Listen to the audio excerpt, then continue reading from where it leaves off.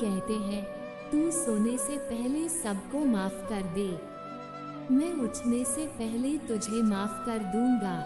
दुनिया से बात करने के लिए फोन की जरूरत होती है और प्रभु से बात करने के लिए मौन की जरूरत होती है।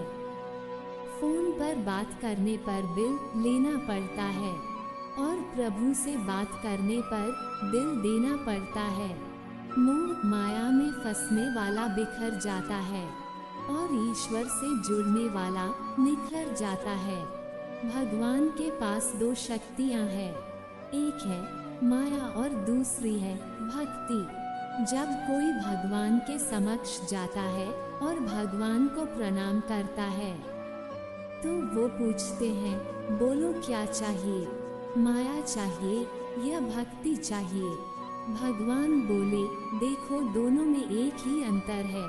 अगर तुम्हें नाचना हो तो माया ले जाओ और अगर मुझे नाचना हो तो भक्त ले जाओ, क्योंकि जीव जिसके वश में रहे उसका नाम माया और भगवान जिसके वश में रहे उसका नाम भक्ति।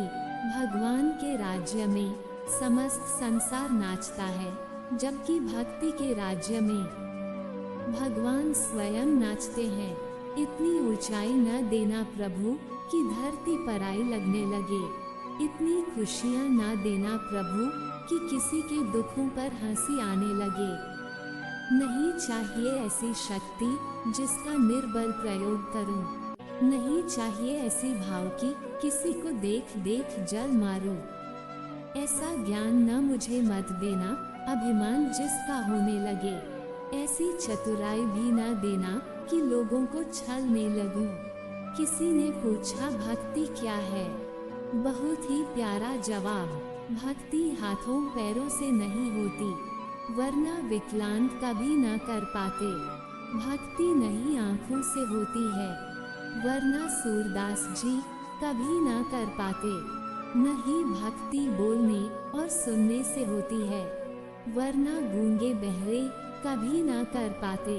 नहीं भक्ति धन और ताकत से होती है, वरना गरीब और कमजोर कभी न कर पाते। भक्त केवल भाव से होती है, एक एहसास है भक्ति जो हृदय से होकर विचारों में आती है और हमारा प्रेम परमात्मा से जुड़कर रिश्ते में बदल जाता है। भक्ति भाव का सच्चा संसार है। भगवान ने इंसान को जब बनाया था तो उसे सब चीजें दी, पर एक चीज इंसान के हाथों से नीचे गिर गई, जिसे भगवान ने अपने पैरों के नीचे दबा दिया। इंसान के चले जाने के बाद भगवान से किसी ने पूछा, अपने अपने चरणों के नीचे क्या छुपाया है जो इंसान को वापस नहीं दिया। तब भगवान बोले, मैंने अपने चरणों के नीचे शांति छुपाई है।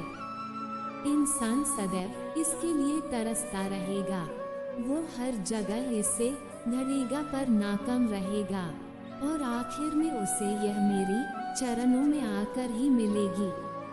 मनुष्य का ये स्वभाव है कि वह सुख में ईश्वर को याद नहीं करता, पर दुख में उसे सबसे पहले ईश्वर का ही स्मरण होता है। किसी ने पूछा, भगवान कब याद आते हैं?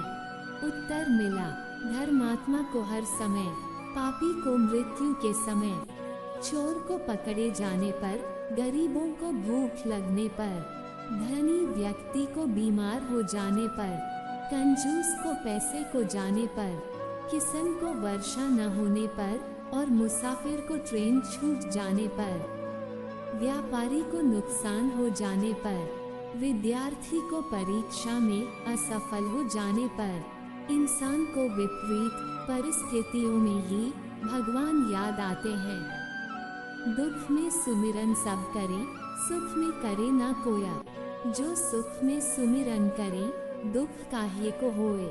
सब दरवाजे बंद हो जाए तो भी एक दरवाजा कभी बंद नहीं होता, और वो है ईश्वर का दरवाजा। उम्मीद ईश्वर से रखो, दुनिया से नहीं। मैंने कहा अपराधी हूँ मैं, इस उसका क्षमा कर दूंगा। मैंने कहा परेशान हूँ मैं। ईश्वर ने कहा संभाल लूंगा। मैंने कहा अकेला हूँ मैं। ईश्वर ने कहा हमेशा साथ हूँ मैं। मैंने कहा उदास हूँ मैं। ईश्वर ने कहा नजर उठा कर देख, हर वक्त तेरे आसपास हूँ मैं। जब आप भगवान का ध्यान करें तो हमेशा यही प्रार्थना करें, हे प्रभु, अगर किसी समय में आपकी उंगली पकड़ना भूल जाऊं तो आप मेरी बांह पकड़ना कभी मत भूलना। अगर मैं आपको कहीं साथ चलने के लिए बोलना भूल जाऊं तो भी आप स्वयं मेरे साथ चलना कभी मत भूलना।